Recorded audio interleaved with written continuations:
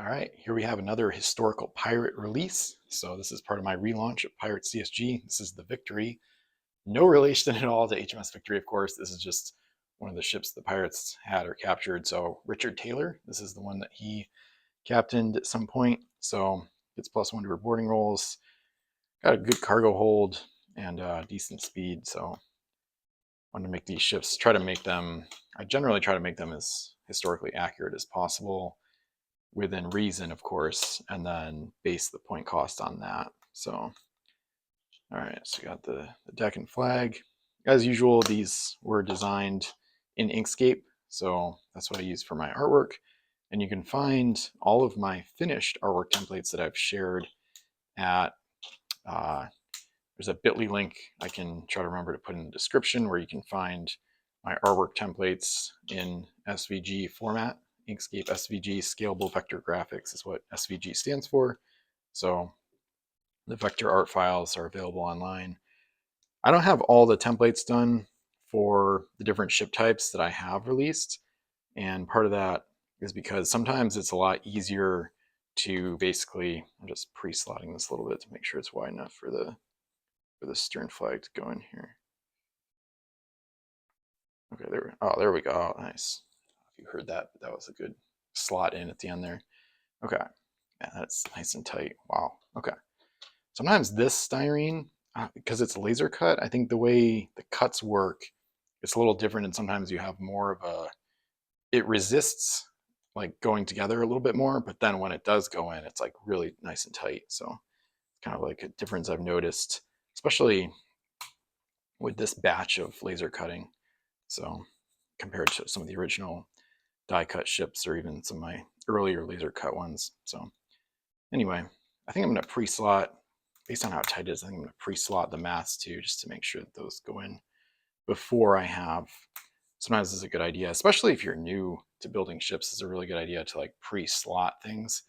So because it's harder to get things to go together without breaking or risking breakage when you have the hull and the deck pieces already together. So here I'm just going to get each mast to go into the deck by itself, and then sometimes now would be the time to kind of do a little bit of a bend thing so that hopefully the mast won't be canted forward towards the bow too much.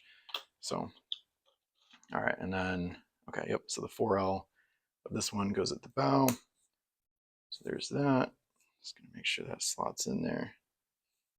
Okay, yeah, some pretty tight slots on this release, so always better to have too tight than too loose, because if it's too loose, it makes the ship pretty unusable usually. So, all right, so we got our starboard side there, and then port side. Sorry if my hair was in the shot, but I'm trying to get close to see it properly. All right, I'm gonna, yeah, this one's kind of tight at the bow, so I'm gonna separate, put that one in first, then go back to the stern, which was already slotted in. So that one should be easy now. Yep, nice. All right. Now I know the flag went in well. Lost my train of thought. I think I was talking about the Inkscape templates and whatnot. Oh yeah, I'll finish it. So yeah, so this one has the 4L. Now you got to check out the deck plate. Make sure you put the 4L at the bow. So I'm going stern to bow on the mast. So I got my 4S cannon. It'll go towards the stern.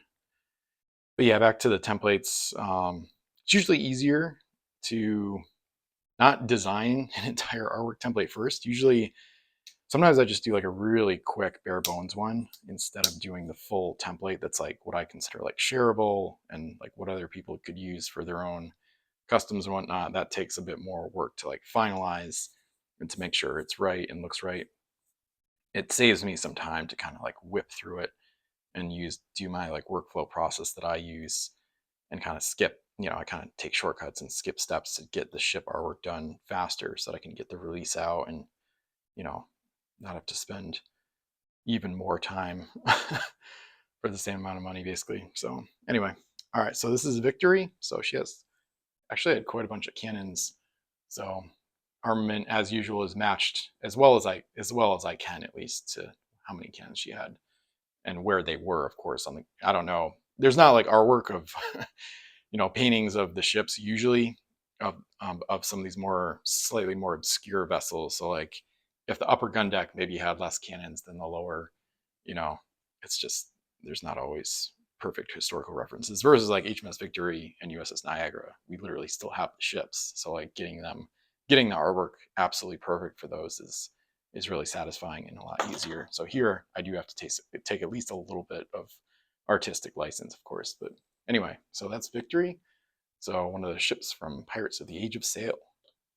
Thanks for watching and stay tuned for more Pirates content.